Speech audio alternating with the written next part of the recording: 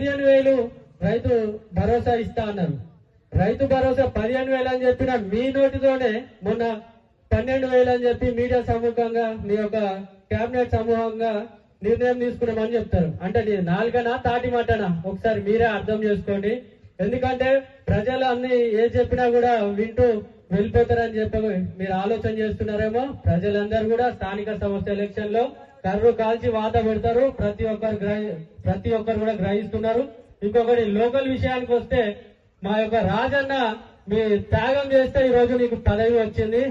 అట్లాంటి పదవి మీరు తీసుకెళ్లి స్కాలర్షిప్ అసలు గతే లేదు. ఇక గురుకుల పాఠశాలకు పోతే మాత్రం 400 మంది పిల్లలు చనిపోతే గురుకుల పాట పడితే వాళ్ళని కూడా అణచివేసే కనీసం పాఠశాలలోకి పోయి పర్యవేక్షించే స్వేచ్ఛ లేకుండా విద్యార్థి సంఘాలకు చేసినావు కదా. ఆ రోజుల్లో ఇలానే ఉందా?